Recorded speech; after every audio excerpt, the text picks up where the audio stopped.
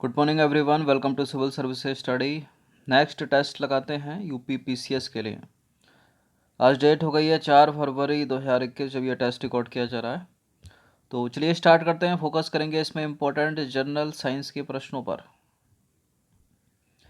चलिए question number 1 का answer करिए। तो विकासवाद का सिद्धांत इनमें से किसने प्रतिपादित किया था?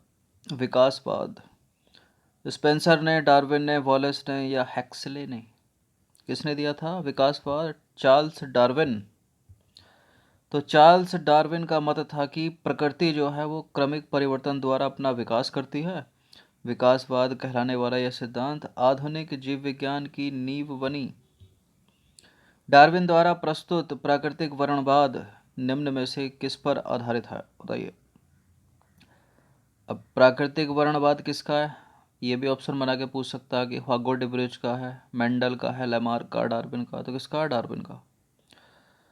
तो over production, struggle for existence and variations और सर्वाइवल ऑफ द फिटेस्ट, ये सभी है तीनों के तीनों। डी है इसका आंसर। तो चार्ल्स डार्विन इंग्लैंड के जैव विकासविद थे। इन्होंने डार्विनवाद प्रस्तुत किया। डार्विनवाद को प्राकृतिक वर्णवाद भी कहते हैं। डार्विनवाद की विस्तृत व्याख्या इनकी पुस्तक का नाम क्या है? प्राकृतिक चयन द्वारा नई जातियों की उत्पत्ति में छपा। डार्विन का प्राकृतिक वर्णवाद उपरोक्त दिए गए सभी विकल्पों पर आधारित है। ठीक है। क्वेश्चन नंबर 3 है, पृथ्वी पर सबसे पुराना जीव निम्न में से कौन सा है? बताइए। कौन आया पृथ्वी पर? नीली हरी शैवाल, कवक, अमीबा या यूग्लिना?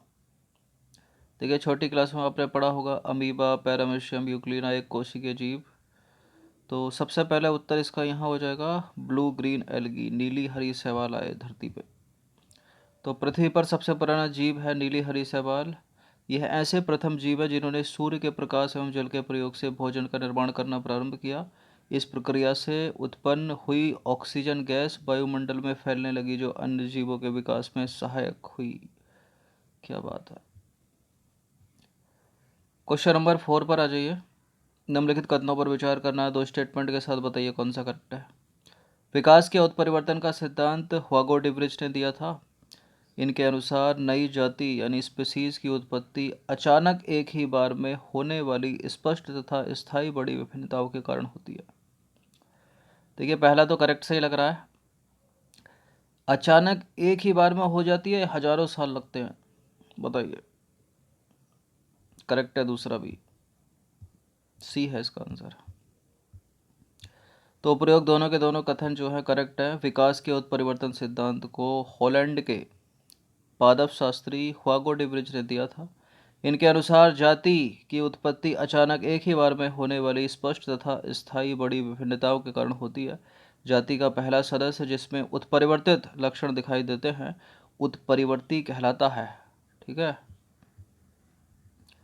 विभिन्न संस्कृतियों के वैज्ञानिक विवरण के तुलनात्मक अध्ययन को कहते हैं, क्या कहते हैं? इथनोलॉजी, इथनोग्राफी, इथोलॉजी या एथिक्स? बताइए क्या कहते हैं। विभिन्न संस्कृतियों के वैज्ञानिक विवरण के तुलनात्मक अध्ययन को क्या कहते हैं? इथनोलॉजी। तो सबका बताते हैं, विभिन्न संस्कृतियों के वैज्ञानिक विवरण के तुलनात्मक अध्ययन को इथनोलॉजी कहते हैं।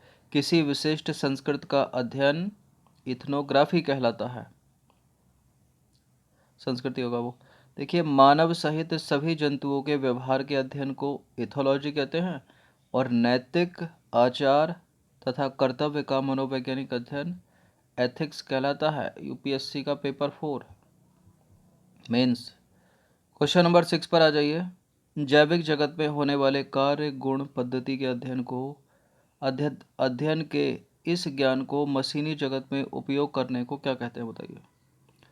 फिर से सुन लीजिए। जैविक जगत में होने वाले कार्य गुण पद्धति के अध्ययन के इस ज्ञान को मशीनी जगत में उपयोग करने को क्या कहते हैं? बायोनिक्स या बायोनोमिक्स? बायोनिक्स कहते हैं। तो जैविक जगत में होने वाले कार्य गुण पद्धति के अध्ययन के इस ज्ञान को मशीनी जगत में उपयोग करने को क्या कहते हैं? बायोनिक्स। क्वेश्चन नंबर 7 है, निम्नलिखित कथनों पर विचार करना है। 2 स्टेटमेंट है। पहला है, जीवधारियों का उनके वातावरण के साथ संबंध का अध्ययन करने को बायोनोमिक्स कहते हैं और जीवन के नियमों का अध्ययन बायोनोमी कहलाता है। करेक्ट है क्या? बिल्कुल ये करेक्ट है, दोनों के दोनों स्टेटमेंट। सी है इसका आंसर। पेलियो बॉटनी यानी पेलियो वनस्पति के अंतर्गत अध्ययन करते हैं किसका? देखिए वनस्पति की बात हो रही है, बॉटनी, तो वनस्पति में जंतु जीवाश्म तो होना ही नहीं चाहिए ना, पादप जीवाश्म होना चाहिए। तो शैवाल या फफूंद हो सकता है, लेकिन नहीं, इसका उत्तर है इनमें से कोई नहीं होना चाहिए, वनस्पति जीवाश्म। तो पेलियो वनस्पति के अंतर्गत जो है पादप जीवाश्मों का अध्ययन करते हैं, जो कि लाखों वर्ष पूर्व बर्फ, मिट्टी इत्यादि के नीचे किसी प्राकृतिक घटना के कारण दब गए थे। उनकी छाप पत्थरों की चट्टानों में प्राप्त होती है। पहले भी बताया होगा। निम्नलिखित कथनों पर विचार करें, 2 स्टेटमेंट के साथ बताइए कौन सा करेक्ट है। पहला स्टेटमेंट है, जीवाश्मों से जैविक विकास के वास्तविक ठोस प्रमाण मिलते हैं। प्रोफेसर बीरबल साहनी को भारतीय जीवाश्म विज्ञान का जनक कहा जाता है। फादर ऑफ इंडियन, क्या बोलेंगे इसको, father of Indian palaeobotany. Correct है, प्रोफेसर बीरबल साहनी है, तो सी हो जाएगा इसका आंसर। तो जीवाश्मों से जैव विकास के वास्तविक ठोस प्रमाण मिलते हैं। प्रोफेसर बीरबल साहनी को भारतीय जीवाश्म विज्ञान का पिता कहा जाता है। याद रखिएगा, पूछा जा सकता है सीधे सीधे। पेडोलॉजी निम्न वैज्ञानिक अध्ययन से संबंधित है। किसके वैज्ञानिक अध्ययन से? इंपॉर्टेंट है, पूछते हैं इसको। पेडोलॉजी है मिट्टी, मृदा। तो पेडोलॉजी के अंतर्गत जो है मृदा निर्माण यानी मिट्टी निर्माण, मृदा के प्रकार इत्यादि का अध्ययन किया जाता है। वृद्धावस्था एवं काल प्रभावन के विषय में ज्ञान प्राप्त करने की विधा क्या है? ऑक्नोलॉजी नहीं है, जेरेंटोलॉजी ये है। ठीक है, ऑर्निथोलॉजी में हम किसका अध्ययन करते हैं? पक्षियों का। तो एक शब्द है जेरेंटोलॉजी। ठीक है, जेरेंटोलॉजी जो है वो वृद्धावस्था एवं काल प्रभावन के सामाजिक, मनोवैज्ञानिक तथा जैविक पहलुओं के अध्ययन की विधा है। ऑक्नोलॉजी क्या है? चिकित्सा विज्ञान की वह शाखा जिसके अंतर्गत कैंसर से संबंधित ट्यूमर का अध्ययन किया जाता है। और टेरेंटोलॉजी शारीरिक विकास में आने वाली असमानताओं का अध्ययन है। और ऑर्निथोलॉजी जंतु विज्ञान की वह शाखा है जिसके अंतर्गत पक्षियों का अध्ययन किया जाता है। बहुत पूछते हैं इसको वन वर्ड में, इंग्लिश में। हाइड्रोपोनिक्स निम्नलिखित में से क्या है? हाइड्रोपोनिक्स है मृदा विहीन पादप संवर्धन। तो हाइड्रोपोनिक्स एक ऐसी प्रक्रिया है जिसमें खनिज पोषक तत्वों के विलयन के प्रयोग द्वारा जल में पौधों को उगाया जाता है। यह पौधों को उगाने की ऐसी विधि है जिसमें भूमि में पौधे नहीं उगाए जाते, जल में उगाए जाते हैं। 13वां प्रश्न है, निम्नलिखित कथनों पर विचार करना। पर्वतों का अध्ययन ऑस्टियोलॉजी कहलाता है और रुधिर सीरम का वैज्ञानिक अध्ययन सेरोलॉजी कहलाता है। ऑस्टियोलॉजी पर्वतों का अध्ययन तो नहीं कहलाता, गलत है पहला वाला स्टेटमेंट, तो केवल दूसरा वाला सही है। तो पर्वतों का अध्ययन क्या कहलाता है फिर? ऑरोलॉजी। ठीक है, अस्थियों के अध्ययन को ऑस्टियोलॉजी कहते हैं। ठीक है, रुधिर सीरम का वैज्ञानिक अध्ययन सेरोलॉजी कहलाता है। ये सब याद रखिएगा, पूछे जाते हैं। इनको स्टेटमेंट बनाकर तो नहीं पूछते, लेकिन हाँ मैच करने के लिए पूछ लेते हैं कि कौन किसका करेक्ट है। तो ये ऑस्टियोलॉजी है अस्थियों का अध्ययन। एक था ऑर्निथोलॉजी, वो था पक्षियों का अध्ययन। नंबर 14 है, गर्म रुधिर वाले जंतु वे होते हैं जो अपने शरीर के तापक्रम को, हम गर्म रुधिर वाले हैं ठंडे रुधिर वाले, बताइए, मतलब असमतापीय हैं नियत तापीय? हम हैं गर्म रुधिर वाले यानी वार्म ब्लडेड। हमारे शरीर का तापमान और पक्षियों का तापमान एक जैसा रहता है, बदलता नहीं है। जो रेप्टाइल होते हैं, उभयचर होते हैं, वो बदलते रहते हैं। ठीक है, तो इसका हो जाएगा हमेशा एक सा बना रहता है। अब हम चाहे तो सबसे गर्म राजस्थान चले जाएं, राजस्थान के रेगिस्तान में, तब भी हमारा टेम्परेचर सेम रहेगा। मनाली शिमला चला जाएं तब भी सेम ही रहेगा, वहाँ ठंड लगने लगेगी। ठीक है, तो देखिए समतापी अर्थात गर्म रुधिर वाले जंतु वे होते हैं जो शरीर का तापमान वातावरण के ताप से प्रभावित ना होकर सदैव एक जैसा रहता है उनका। इसके अंतर्गत पक्षी वर्ग आता है और स्तनधारी आते हैं।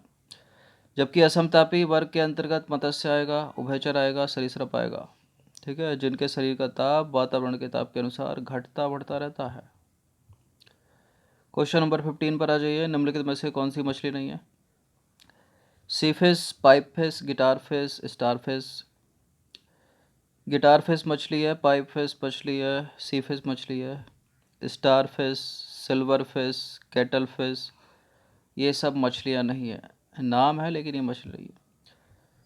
और ये फेवरेट है जो UPMT, CPMT, ये नीट वीट वगैरह के जो एग्ज़ाम होते हैं उनमें पूछा जाता है, प्री मेडिकल टेस्ट वाला प्रश्न है ये। और आजकल कॉम्पिटिटिव एग्ज़ाम में ही पूछ लेते हैं इसको, SSC बैंक वगैरह में, UP PCS में भी।